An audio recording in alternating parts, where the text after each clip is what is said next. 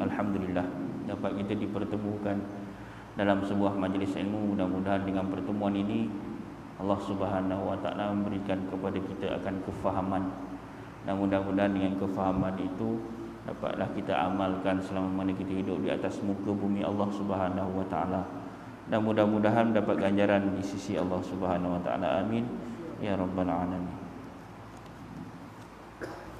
Kita masih lagi ceritakan menggunakan kitab Penawar Bagi Hati, kitab yang pertama. Betul Kitab yang pertama. Sampai mana tu kita tak tahu. Baru ke surat 5 bawah. Yep. Baik. Ke surat 5 kitab lama, kitab baru muka surat 13. Tak Rumi. Bismillahirrahmanirrahim. Berkata muallif rahimahullah, kitab yang pertama pada menyatakan segala anggota yang 7. Ada padanya 7 fasal. Disebut ada anggota yang 7, ada padanya 7 fasal. Fasal yang pertama pada menyatakan mata. Ketahui olehmu bahwasanya mata engkau itu menjadikan dia oleh Allah Ta'ala bagi engkau kerana beberapa faedah yang bangsa akhirat dan bangsa dunia. Maka setengah daripada segala faedahnya yang bangsa akhirat memandang kepada langit dan matahari dan bulan dan bintang dan lainnya, supaya berdalil engkau dengan dia atas ada Allah Ta'ala dan atas keesaannya dan atas kuasanya, dan setengah daripadanya melihat akan Quran dan melihat akan jalan kepada masjid dan kepada tempat menuntut ilmu, dan setengah daripada faedahnya yang bangsa dunia melihat perusahaan engkau dan melepaskan engkau daripada segala yang menyakiti seperti jatuh dan berlaga, dan bermula mensyukurkan mata itu, memelihara daripadanya tiap-tiap melihat yang haram, seperti melihat perempuan yang lain daripada isterinya dan sahayanya dan mahramnya, dan seperti melihat akan yang muda belia, dan seperti melihat akan aurat laki-laki. Maka lazimkan olehmu akan memelihara mata engkau, kerana firman Allah Ta'ala yang bermaksud, bersabda olehmu hai Rasulullah, bagi sekalian yang beriman, pejamkan oleh kamu akan mata kamu daripada barang yang tiada harus bagi kamu melihatnya. Nescaya memejam oleh mereka itu akan segala mata mereka itu, dan suruh olehmu akan mereka itu dengan memelihara faraj, kemaluan mereka itu. Nescaya memelihara mereka itu akan segala faraj mereka itu daripada barang yang haram dikerjakan dengan dia. Dah habis dah kuliah. Apa ni? Baca kitab. Baca kitab. Baik. Kita ambil muka surat 5 ni tadi. Pertama sekali, baris yang pertama dia kata kat sini, mata engkau itu menjadikan dia oleh Allah Ta'ala bagi engkau. Maknanya Allah ciptakan mata tu untuk kita manusia. Pasal apa Allah ciptakan mata untuk manusia? Baris kedua, kerana beberapa faedah yang bangsa akhirat dan bangsa dunia. Makna mata digunakan untuk bangsa akhirat, kegunaan untuk melihat jalan ke masjid, melihat alam ini, untuk kita melihat akan ciptaan Allah Subhanahu wa taala. Dan bangsa dunia bermakna elak daripada jatuh, elak daripada belaga. Nampak? Itu bangsa dunia dengan bangsa akhirat. Kitab lama ni, kitab lama dia pakai bangsa. Okey. Jadi setengah daripada segala faedahnya yang bangsa akhirat, dia kata pandang langit, pandang matahari, bulan, bintang dan lainnya. Maknanya alam ini, seluruh alam ini kita pandang. Supaya apa kita pandang perkara tu?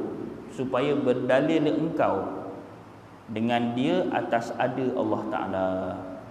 Tengok alam ni, tahulah ada Allah Subhanahu wa Ta'ala itu. Kenapa? Hari ni kalau kita tengok pandangan kita kepada alam, pandangan kita kepada alam, dia jadi pandangan biasa. Pandangan biasa. Seakan-akan dia tidak merasakan akan keberadaan Allah Subhanahu wa Ta'ala itu sendiri. Contohlah, daripada petang tadi, lepas tu sampailah suasana dunia ni gelap kerana peredaran matahari. Ada tak kita ingat Allah? Kita tengok tadi siang, terang, tiba-tiba jadi gelap. Jom tengok keliling gelap.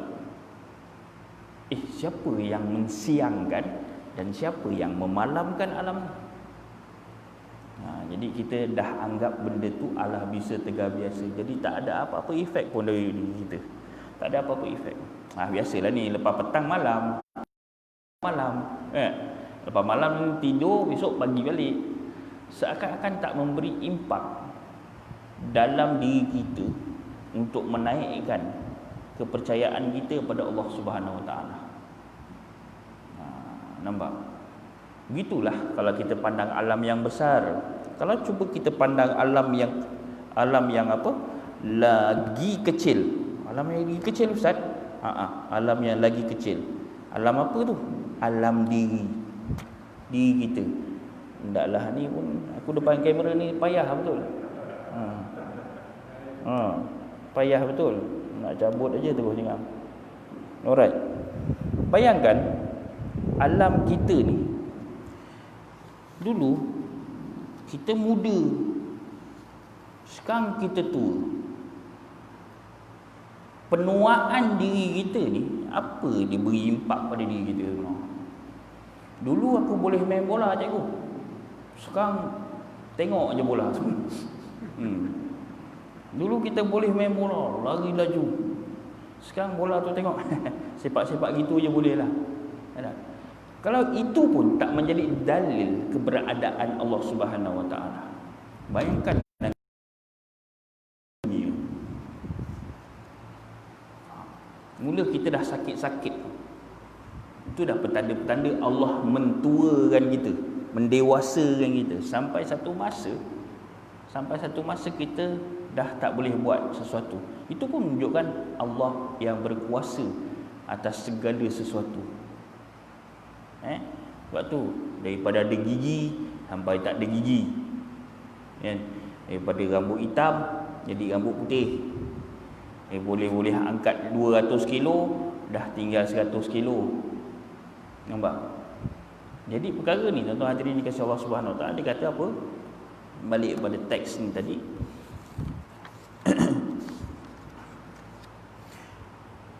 Faedahnya yang bangsa akhirat, pandang pada langit, pandang matahari, bulan, bintang, supaya berdalil engkau dengan dia atas ada Allah Ta'ala. Dan disebut lagi, dan atas keesaannya, dan atas kuasanya. Ada Allah, esa dia, kuasa dia. Dialah yang mentadbir sekalian alam. Barulah sedap kita baca Alhamdulillahi Rabbil Alamin. Baru betul. Segala puji bagi Allah, Tuhan pentadbir sekalian alam. Nampak? Selagi kita tak menyaksikan alam yang besar ni dan alam yang kecil ni, maka apa yang kita nak syukurkan? Selagi kita tak nampak itu semua adalah kuasa, keesaan dan kuasa adanya Allah Subhanahu wa Ta'ala itu. Okay, bagaimana pandangan kita itu akan menjadi batil. Pandangan kita akan menjadi batil. Maksud batil ni, pandangan kita terhijab dengan dunia, dengan kuasa selain daripada Allah Subhanahu Wa Taala. Dengan mata je bang. Dengan mata je. Dengan mata kita boleh melihat. Jadi kat situ barulah kita bersyukur dengan mata. La in syakartum la azidannakum. Nah, jadi tambah nikmat mata tu. Dulu mata kita sekolah menengah, sekolah rendah tak pakai spek. Masuk umur 30-an dah pakai spek. Itu pun dah menunjukkan apa? Dalil keberadaan Allah Subhanahu Wa Taala. Dan Allah nak menegur kita.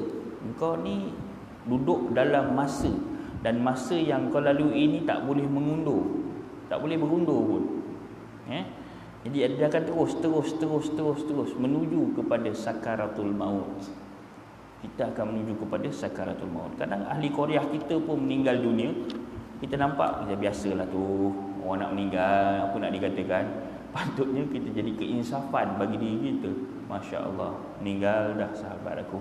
Jadi dulu sihat, dia jadi dulu baik budaknya, kan? Nampak Allah boleh mengadakan dan boleh mentiadakan seseorang ataupun satu-satu makhluk tu dengan sekelip mata je. Itu pun dah menunjukkan keberadaan Allah.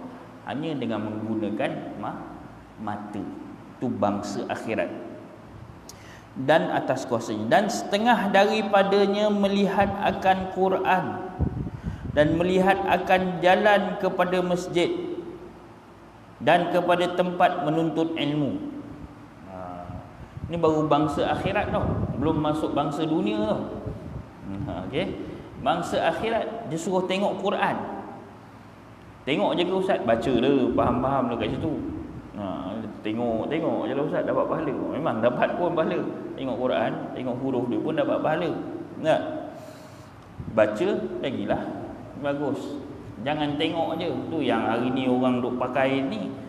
Hari ni oleh kerana kita kena tengok mata kita dengan Quran, maka kita tayangkan ayat 1000 dinar dekat dinding gitu. Maka dia beli kan frame sampai 300 semua, 500 ayat 1000 dinar dia letak dekat dinding rumah dia. Dia tengok je lah. Seronok. Adakah ayat 1000 dinar tu untuk dilihat? Tak, untuk diamal. Untuk diamalkan. Jadi dengan mata tu kita melihat ayat-ayat Al-Quran berkenaan tentang takwa. Wa may yattaqillaha yaj'al lahu makhraja wa yarzuqhu min haitsu la yahtasib wa may yatawakkal 'alallahi fahuwa hasbuh. Semua cerita pasal takwa, semua cerita pasal tawakal, semua cerita pasal rezeki, tapi rumahnya porak-peranda juga. Kenapa? Kerana tak diamalkan. Tadabbur Al-Quran bukan sekadar nak kena beramal berapa, bukan amalan yang itu. Amalan yang itu semua orang boleh buat. Tadabbur dalam diri kita. Contoh macam saya pernah bawa kepada tuan-tuan dan puan-puan, ingat tak berkenaan tentang Bismillahirrahmanirrahim? Dah buat belum? Itu 7 hari. Lepas 7 hari tambah lagi 7 hari. Bismillahirrahmanirrahim. Alhamdulillahirabbil alamin. Ada buat? Bismillahirrahmanirrahim. Dah berdiri? Alhamdulillahirabbil alamin. Itu dia. Itu tadabbur. Maknanya diamalkan dalam kehidupan dia seharian. Jadi kalau ayat 1000 dinar berkenaan tentang takwa, berkenaan tentang tawakal, fahamkan betul-betul berkenaan tentang takwa, berkenaan tentang tawakal. Jangan kira rezeki dulu. Ini ayat 1000 dinar je dah kira rezeki dulu. Tak, dalam ayat tu dia sebut mayyattaqillah dulu. Wa mayyatawakkal 'ala Allah. Tu ingat tu. Mayyattaqillah apa dia?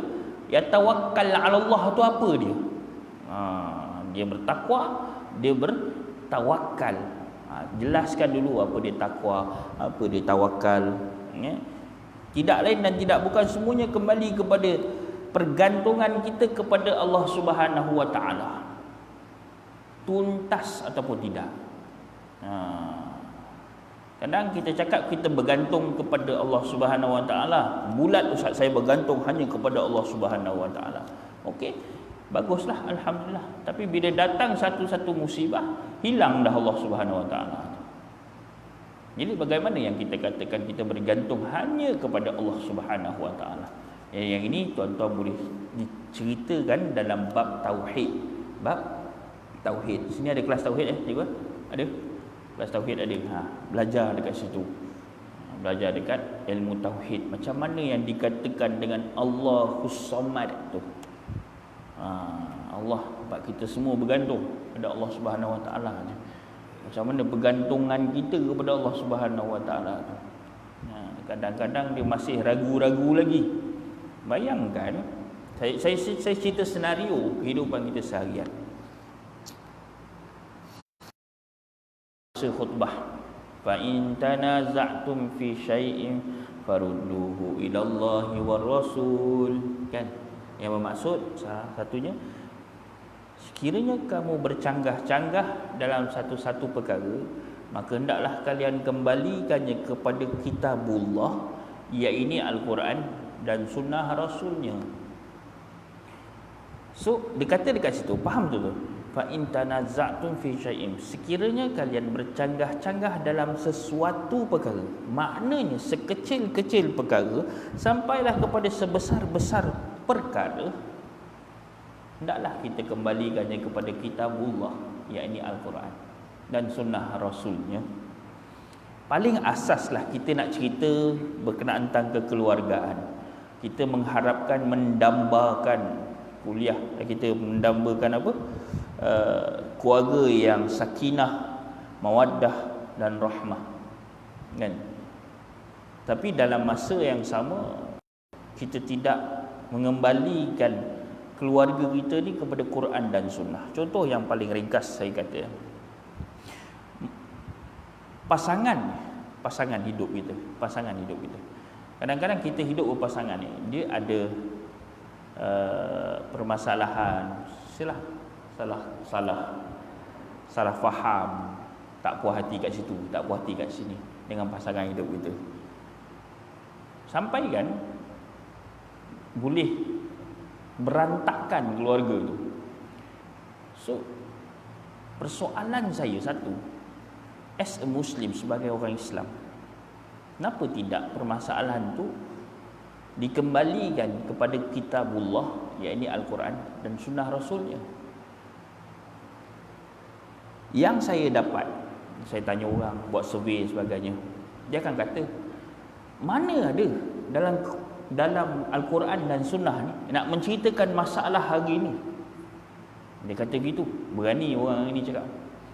Cuba ustaz tengok contoh masalah kereta antara suami dengan isteri nak pakai tu, suami nak pakai yang ni, gaduh. Tak nak abang, nak pakai ni, gaduh. Tak ada pun dalam Quran cerita pasal kereta. Orang cakap gitu. Saya cakap, siapa kata tak ada? Memang tak ada cerita pasal kereta Alza ke kereta Toyota cerita.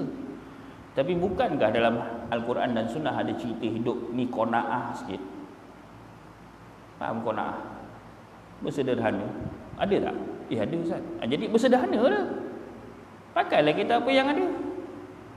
Nanti orang kata apa kan? Itulah kita. Nanti orang kata apa pula, kita pakai kereta lama je, tak guna lah. Gaji besar-besar pakai kereta lama je. Saya macam inilah.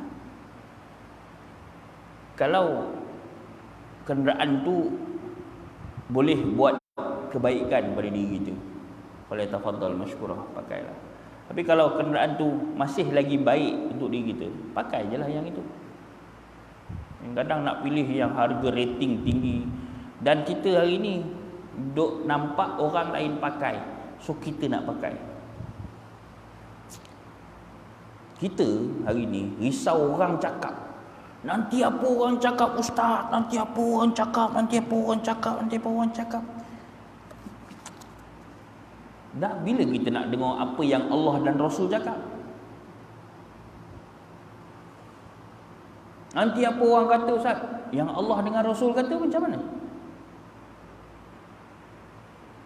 Itu yang kita rasa macam, alamak, jauh.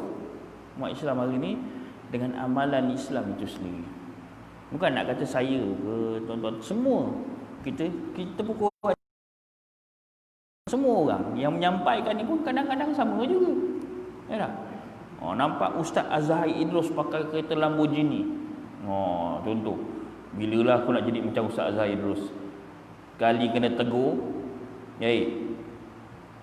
tak cukup ke apa yang aku bagi kat kau ni? Baik tuan. Dengar kadang-kadang dia tegur simple aja. Orang pasang ayat Al-Quran surah Ar-Rahman. Kita dengar macam tu, tengok Ustaz Zaidul sini, seronoknya ustaz-ustaz pakai kereta-kereta besar, motor-motor besar kan. Tiba-tiba masuk selingan, fa bi ayyi ala'i rabbikuma tukadziban. Tak menangis ke cikgu? Allah. Kita duk nampak rumah orang besar, sedap. Tiba-tiba dengar ayat tu, fabi ayyi ala'i rabbikuma tukadziban. Kadang tegur macam tu je, bukannya ustaz ada dengar bisikan ke? Kan aku cakap benda-benda tu kan pelik pula orang cakap. Tak ada. Kadang ada tegur dengan ayat Quran. Kadang-kadang kita ni yang saya praktikkan. Kita menghadapi satu-satu masalah, kita tak tahu punca macam mana nak selesaikan masalah ni. Jangan nanti pihak ketiga dulu, cuba selesaikan dalam keluarga dulu. Pegang Quran, ambil wuduk apa semua, bukalah mana-mana page, mana-mana muka surat yang gerakkan kali pertama, tengok, baca daripada kanan ni sampai bawah dan baca tafsiran dia. Dan tanya ustaz-ustaz berkenaan tentang perkara ayat ni dan sebagainya. Kadang-kadang tak ada kena-mengena pun ustaz dengan masalah tu. Mungkin ada masalah yang lebih besar sebenarnya kita tengah lalui. Ini kadang pasal duniawi, rupa-rupanya kerohanian kita ni lagi lemah rupanya. Contoh kita ada masalah duniawi tapi Allah tegur dengan kerohanian. Contoh macam ni lah, masalah-masalah duniawi, masalah keluarga, masalah kaum kerabat, masalah perebutan harta dan sebagainya.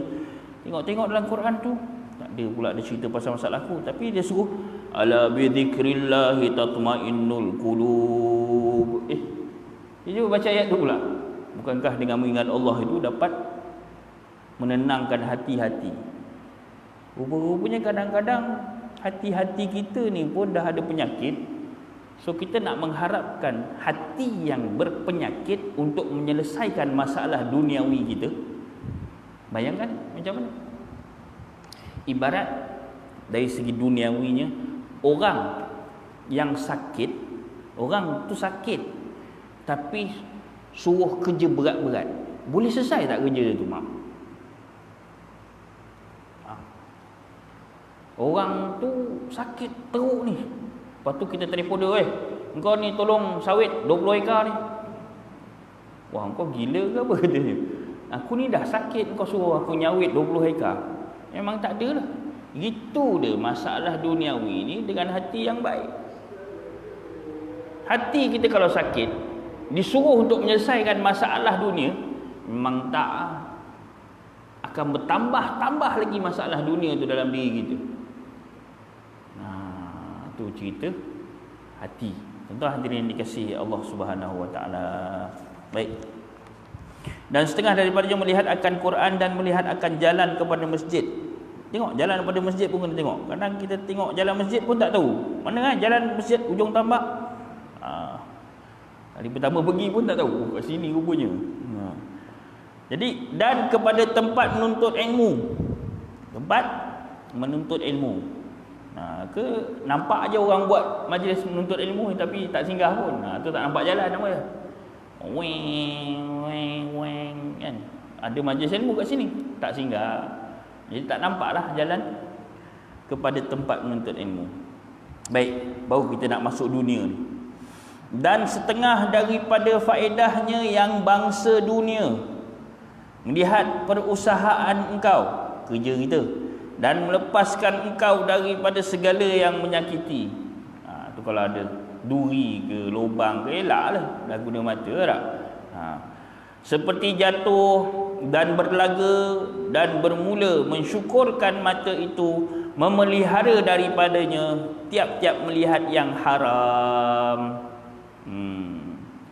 Jangan kita tengoklah benda perkara-perkara yang haram ni, aurat orang bukan isteri kita, orang yang perkara-perkara yang boleh menaikkan nafsu syahwat kita. Minta maaf saya cakap, kadang lelaki boleh tengok perempuan yang kita duk nampak, salah lelaki tengok perempuan tu baru dia nafsu dia naik. Tapi kadang-kadang perempuan pun sama. Perempuan pun, tak maaf saya cakap, dia tengok lelaki pun dia bernafsu juga. Bernafsu juga. Dia sebab itulah abang-abang, pakcik-pakcik kita kalau basuh kereta, basuh motor jangan pakai seluar pendek. Kalau pakai kain tak pakai spender. Minta maaf cakap. Dah orang tengok. Minta maaf saya cakap ibu-ibu Ini realiti kesihatan yang kita tengok. Ini dari segi sudut kesihatan. Kaji sikit. Kemudian begitu juga. Kalau dah begitu, jangan pula kita menggalakkan orang memandang perkara-perkara yang haram. Orang pandang. Tak kira lah. Jangan pakai seluar pendek. Yang perempuan jangan pakai ketat-ketat. Jangan tak pakai tudung. Pakailah, tutuplah sebagainya. Dia kita menggalakkan orang untuk melihat kita pun sama juga. Akhirnya Islam akan dipandang macam, oh sama je Islam ni dengan orang Buddha. Oh tu paling teruk. Saya cakap bukan saya cakap saya nak menyatakan perkara ni dari segi uslub dakwah. So Islam ni dia ditunjukkan, dia dizahirkan dengan akhlak, perbuatan, perkataan, kehidupan seharian. Bayangkan tuan-tuan, saya pernah pergi satu masjid kuliah subuh. Tapi masa tu masjid tu dekat planet Pluto lah. Dekat planet Pluto. Jadi kat planet Pluto ni dia ada Cina, ada India, ada Melayu, Islam. So datanglah saya satu masjid ni. Sampai-sampai tu orang dah tarhim lah. Ya Arhamar Rahimin irhamna. Kan? Seronok dengar. Ya Arhamar Rahimin irhamna. Oh, seronok. Tu tak? Cerita sikit lah pasal Bilal yang baca tarhim pagi-pagi ni kan.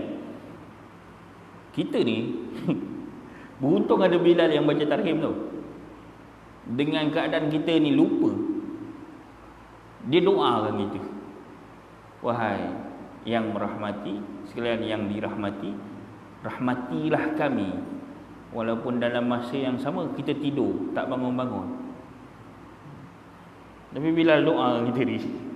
Nampak? Satulah. Jadi sampai sini Bilal, lepas tu habis nak azan, Allahu Akbar, Allahu Akbar. Imam pun sampai. Alhamdulillah, imam dah sampai, Bilal dah sampai.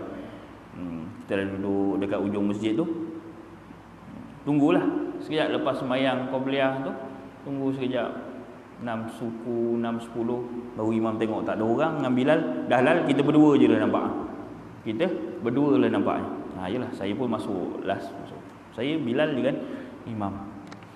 So satu benda yang saya melihat daripada pukul 6 tu sampai 6 suku saya tunggu orang nak sembahyang, saya duduk dekat beranda.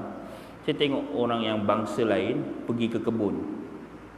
Pergi kebun kan, pukul 5 dia orang dah pergi kebun kan. Dia tengok dalam masjid. Tengok dalam masjid, dia tengok dalam masjid. Kadang tak tengok dalam masjid pun, dia tengok slipper kita je pun. Betul jalan. Satu pandangan yang sinis lah bagi saya. Pandangan agama lain yang sinis pada agama Islam. Masjid besar-besar, tak ada orang pun. Nah, duk tarhim daripada pukul 5.30 sampai pukul 6, tak bangun pun. Kan? Tarhim daripada pukul 5.30 sampai pukul 6. 6 suku tu 45 minit tu panggil orang datang. Tak datang pun. Alah, sama je lah agama kau dengan agama aku. So itulah sebenarnya Islam hari ini dianggap tak relevan oleh bangsa-bangsa ataupun agama-agama lain. Itu yang dia orang akan ambil advantage daripada amalan Islam. Lepas tu kita kena jaga syiar kita, masjid kita, solat jemaah kita, amalan-amalan kita, semua kita kena jaga. Untuk apa? Untuk menunjukkan Islam tu. Pertama sekali bukan untuk menunjuk-nunjuk, untuk betulkan diri kita, untuk membetulkan diri kita. Dah pukul apa? Nak azan begitu. Sebab dah boleh 1 jam. Jadi sekarang ni pukul 8.06 minit. 9.06 minit kita berhentilah. Dah boleh 1 jam dah kan? Oh, belum baca lagi tapi 1 jam aja. Tak boleh lebih, insya-Allah lah. Azan saya bunyi. Jangan takut tuan-tuan. Baik. Janganlah kita melihat perkara-perkara yang haram, seperti melihat perempuan yang lain daripada isterinya dan sahayanya, dan seperti melihat akan yang muda belia, dan seperti melihat akan aurat laki-laki. Maka lazimkan olehmu akan memelihara mata engkau, kerana firman Allah Ta'ala yang artinya bersabda olehmu hai Rasulullah kullil mu'minin, bersabda olehmu hai Rasulullah bagi sekalian yang beriman. Maknanya disuruh Allah Subhanahu Wa Ta'ala suruh Rasulullah cakap kepada orang yang beriman. Jadi kenapa Allah Subhanahu Wa Ta'ala suruh cakap kepada orang yang beriman? Sebab orang yang tak beriman dia tak nak dengar benda ni. Jadi ada iman sikit pun jadilah kira beriman dah. Kullil mu'minin. Artinya bersabda olehmu hai Rasulullah bagi sekalian yang beriman, pejamkan oleh kamu akan mata kamu. Ataupun yaghuddu min absarihim, daripada barang yang tiada harus bagi kamu melihatnya. Jangan kita melihat sesuatu perkara yang tak boleh kita lihat. Aurat perempuan lain yang selain daripada isteri dan saya, itu perkara-perkara itu kita kena lihat. Jangan lihat. Nescaya dia kata memejam oleh mereka itu akan segala mata mereka itu. Tunduklah, jangan pejam mata. Bukan astagfirullahalazim, gini bukan begini, bukan begini juga. Astagfirullahalazim. Tutup mata tapi buka sebenarnya. Betul-betul lah, betul-betul. Maknanya jangan sampai kita pejam mata gini sampai terlanggar tiang pun tak juga. Maknanya jaga betul-betul, terpandang. Jangan main-main benda tu. Istighfar tu terpandang astagfirullah. Jalan tu. Dan dia tak perlu pun tunduk je kan. Tapi Rasulullah kalau dia buat, dia memang jalan dia tunduk. Jalan Rasulullah tu dia jalan dia bertunduk je. Tunduk takut apa? Nampak pula macam kita ni beria. Sedangkan benda tu tengok hari ni pandangan kepada aurat perempuan ataupun perkara yang tak boleh kita pandang, buka TV pun dah pandang. Tengok berita jam 10 kan, siap ada pula pemberita tu yang baca sampai dia punya baju tu turun sampai ke sini nampak alu-alu bagai kan. Tengok TV pun dah macam tu. Dia pakai seksi cerita apa tu, hal cuaca, berdiri kan perempuan tu, lepas tu pakai skirt pula. Tak terangkat kau punya serban Bang Haji. Baru cerita bab cuaca. Di sini di hujung tambak hujan lebat kata gitu kan. Nampak yang hujan ke lebat kau tengok kat situ ke kau tengok diri dia tu. Tu dia. Nampak itu pun kita kena lihat betul-betul. Jadi tak boleh nak elak pun. Nak dengarlah. Dengar tapi tak adalah pandang dia.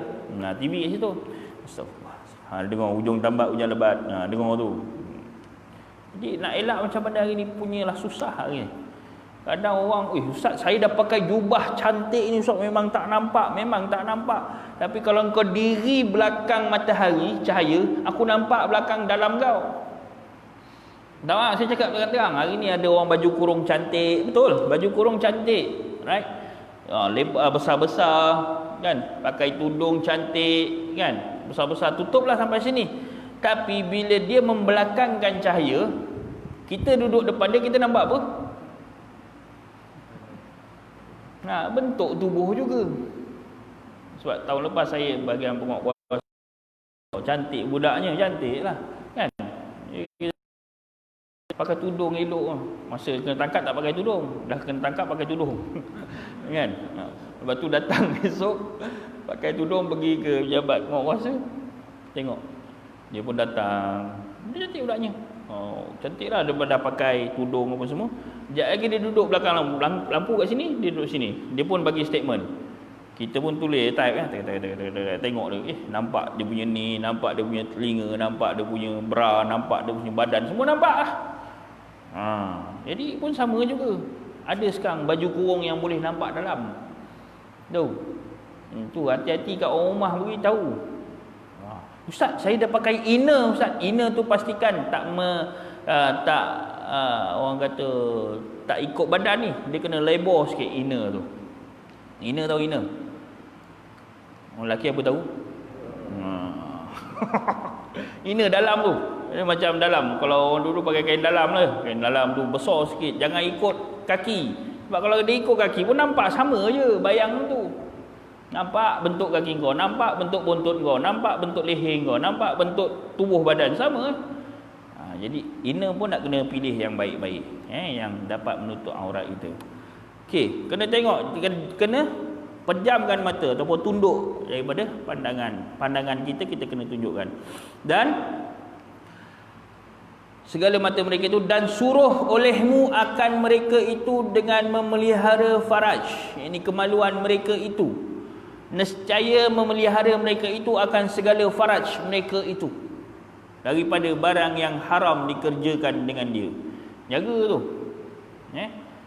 Daripada mata turun ke hati.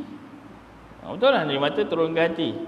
Daripada hati dia turun ke perut. Nanti saya beritahu sebab dia ada sinkron, dia punya cerita dia ni. Daripada perut turun kepada ada cerita dia. Pasal apa Ustaz? Dia cerita daripada mata. Lepas tu apa kaitan dengan hati dan apa kaitan dengan perut? Ni ringkas saya ceritakan. Daripada mata dia melihat satu benda yang menaikkan syahwat dia. Maka hati dia terdetik nak cakap, oh ni kalau dapat ni sedap ni. Kan? Dapat ni sedap ni. Maka dengan tu pun dia pun menggalakkan makan. Untuk dapatkan makan. Maka kuatlah dia punya Angry Bird-nya. Bila dah kuat Angry Bird-nya, maka dia mencarilah Crazy Frog-nya. Faham kat situ? Jadi sebab mata, hati, perut. Dia akan kira perut. Tu yang cari orang nak kuat hendaklah tu makan daging. Yang kat situ ikut Rasulullah. Nak berzina tak cakap pula. Hati-hati tuan-tuan hadirin dikasihi Allah SWT. Sebab saya pernah duduk dekat salah sebuah negeri lah. Ini kat planet Marikh pula. Ada kedai mamak kat situ. Kedai mamak ni dia ada jual sup. Kan? Mamak ni pun samalah dekat planet Marikh tu. Dia ada jual sup kambing tu. Sebelah kedai mamak ni ada bangunan. Orang panggil panjat tangga. Tahu panjat tangga? Orang muda tahu lah ni. Kau dah panjat belum? Panjat apa? Panjat tangga. Pasal apa nak panjat tangga? Tu nanti kita ceritakan. Jadi geng-geng mamak ni pun yang jual, bang, abang mau makan kambing sup kambing. Sup kambing bagus tu. Bagi yang torpedo punya ke, abang nak sup kambing ekor dia ke, abang nak gearbox ke. Banyak tu, panas badan aku. Saya cakap ni ke? Saya cakap dengan mamak tu, nanti panas badan tu, payah tu. Tak apalah bang. Kan? Tak apalah bang. Lepas ni you panjat lah. Panjat mana? Itu panjat bangunan belakang ni. Boleh ke? Untuk apa panjat? Ya, you tak tahu ke? Memang tak tahu lah. Rupanya lepas makan sup kambing tu, pergi cari pelacur. Dia suruh pergi cari pelacur. Malu. Satu nampak macam macam lawak cerita ni. Tapi dia foreigner tau bang. Dia foreigner bang. Dia foreigner. Dan dia cakap kat situ kat orang awam yang rakyat Malaysia. Dapat bayangkan tak apa pandangan foreigner kepada rakyat Malaysia yang Islam ni?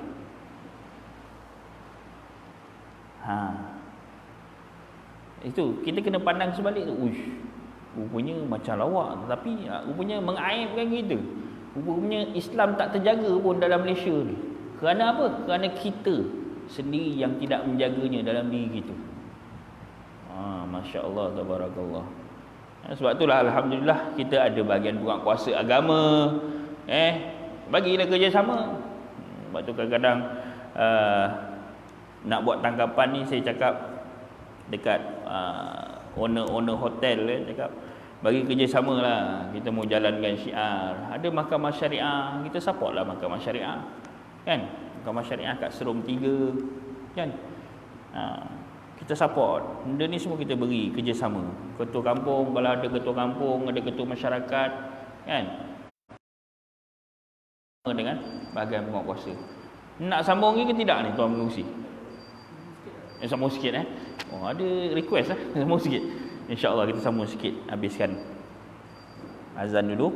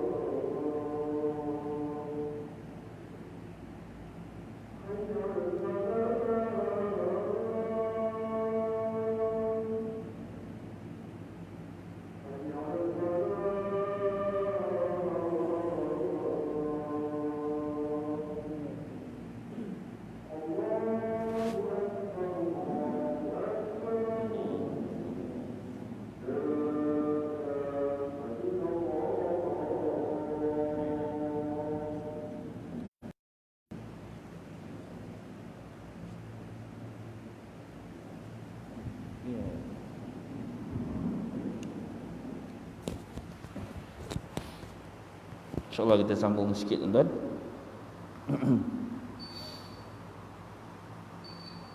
Memelihara mereka itu akan segala faraj mereka itu daripada barang yang haram dikerjakan dengan dia. Banyak perkara Ini saya kena dedahkan kepada semua orang Islam khasnya. Tuan-tuan hadirin yang dikasihi Allah SWT, bila kita sebut menjaga kemaluan,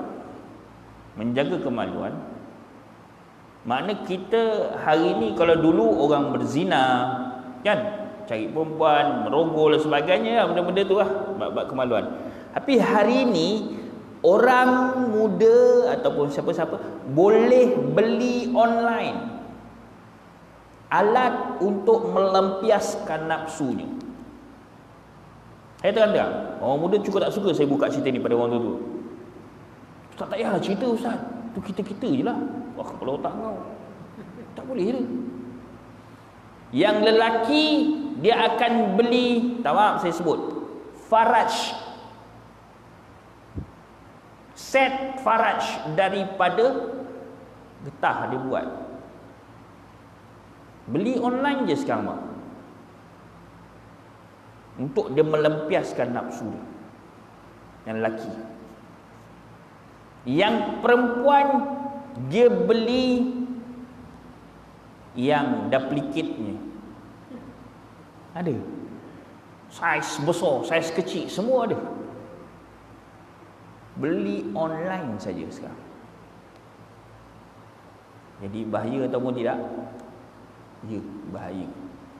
Jadi yang ini pun dikategorikan tidak menjaga faraj ataupun tidak menjaga kemaluan. Lagi menggunakan alat dan perkakas untuk dia keluarkan air maninya dan memuaskan nafsunya. Ini tak boleh samalah. Kalau ustaz kita bukan berzina pun, dia cakap gitu, budak-budak muda yang saya tangkap pakai mendalah tu kan. Betul. Dah macam kuda punya dah, kau tengok. Yang perempuan yang saya dapat kan. Panjang ke? cakap, panjang ke? Memang Ustaz. Kenapa? Yang Asia punya tak best kata dia. Pakai yang tak la ilaha illallah Muhammadur Rasulullah. Kan? Jadi saya tanya, alah Ustaz, saya bukan buat dengan lelaki pun. Saya buat dengan mendaklah ni je. Dia marah kita pula. Kau buat dengan apa pun, kau tak jaga kau punya kemaluan, tetap haram juga. Tetap haram juga. Macam kes kita mengonani. Yang lelaki pun ada cara onani, mengeluarkan air maninya dengan sengaja. Yang perempuan pun ada cara dia mengeluarkan air maninya dengan sengaja. Dengan melihat filem-filem porno. Perkara ni tetap haram, haram tetap haram lah. Jangan nak tongan terbalikkan hukum. Begitu kaedah kita nak faham. Jadi ustaz nak buat macam mana sekarang ni? Kahwin dah. Oh, orang takut. Saya akan cerita rating dia.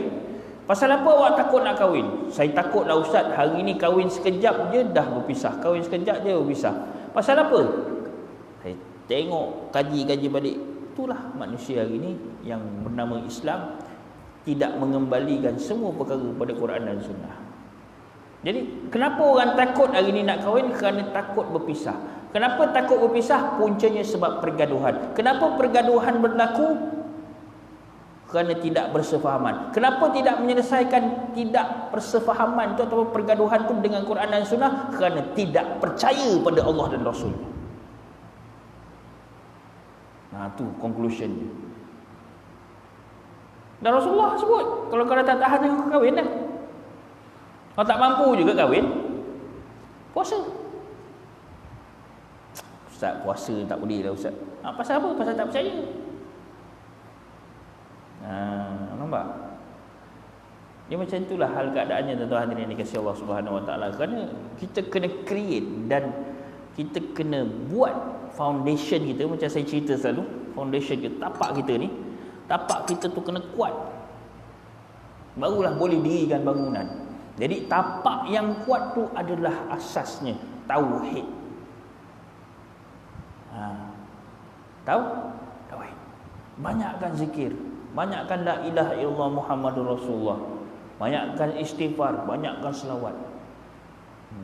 Ini perlu ijazah tak ustaz? Tak, kau buat je. Istighfar paling tidak kalau orang yang ada masalah kerohanian ni, istighfar paling tidak 1000 kali. Tu guru-guru saya cakap. Satu hari istighfar 1000 kali. 1000 Ustaz? 1000. La ilaha illallah 1000 kali. Paling tidak satu hari. Lepas tu selawat 1000 kali. 1000 Ustaz? 1000. Paling tidak satu hari semalam. Makna semua 3000. Wih, banyak tu Ustaz. Kira betul kau ya. Habis selama kau makan nasi tu dah berapa ribu biji kau makan. Siapa bagi? Itu bapak saya beli. Siapa bagi bapak kat kau? Jam kan? Nampak dia jam. Orang cakap, ini bapak saya yang beli ustaz ni, beras apa semua ni bapak saya. Yelah, siapa yang bagi bapak kat kau? Dia jam lah. Tak payah pergi jauh. Ni kan nak susurkan, bapak saya ni kahwin dengan mak saya, dapatlah saya. Lepas tu bapak saya ni asalnya ada atuk dengan nenek, atuk dengan nenek, sampai nanti Nabi Adam AS. Kita cakap je dengan anak kita tu, bapak kau yang berikan kau makanan ni, siapa bagi kau bapak? Dia jam. Hakikatnya Allah Subhanahu Wa Taala yang memilihkan jodoh tu antara mak dengan ayah kita tu. Cinta yang dilemparkan, diberikan kepada hati seorang suami kepada isterinya tu, siapa yang kurniakan? Kerja yang diperolehi, hasil kerja yang diperolehi daripada pekerjaan suami ataupun si isteri, siapa yang berikan? Semua kena jelas tuan-tuan. Sebab tu pandang anak tu ingat Allah Subhanahu Wa Taala. Pandang anak ingat Allah Subhanahu Wa Taala. Pandang isteri ingat Allah Subhanahu Wa Taala. Pandang suami ingat Allah Subhanahu Wa Taala. Kerana semuanya adalah utusan Allah. Utusan Allah. Orang cakap apa? Suami utusan, suami apa dah sekarang? Suami daripada utusan, yang diutus. Apa benda lah, lupa dah nama-nama filem tu. Kan? Jadi tak payah nak kata kat filem tu, semua ni pun ditentukan oleh Allah Subhanahu Wa Taala. Tak percaya, mati dulu. Pasal apa kaitan dengan mati pula? Tengoklah, mati, tengok siapa mandikan. Pertama siapa mati kan? Lepas tu siapa guruskan? Siapa kapan kan? Siapa talqin kan? Siapa solat kan? Nampaklah kita memang tak ada daya dan kuasa. Barulah sebut la haula wala quwwata illa billah. Macam tu. Bila alam itu mengajar kita tentang kehidupan dan mengajar kita tentang keberadaan Allah Subhanahu Wa Taala, keesaan dia, itulah yang kita boleh menaikkan kepercayaan kita kepada Allah Rabbul Jalil. Wallahu taala alam bissawab. Sampai situlah tuan-tuan, cukuplah panjang-panjang pun menanah telinga buat apa kan. Jadi tuan-tuan yang dikasihi Allah Subhanahu Wa Taala, tak tahu kalau kat sini dia ada sesi soal jawab tak? Tak ada, alhamdulillah. Ada ke tak ada? Ya. Kalau ada teruskan. Kalau ada nak bertanya, tanyalah. Kalau saya boleh jawab, saya jawab. Saya cakap terang-terang. Kalau saya tak boleh jawab, saya cakap saya tak boleh jawab. Dan kalau ada nak tambah, nak memperbetulkan apa yang saya baca pun, apa yang saya kongsikan dengan tuan-tuan pun, sila perbetulkan. Saya open, tak ada masalah. Dan saya pun mengaku yang saya masih lagi belajar dan saya akan terus belajar insya-Allah taala. Ada?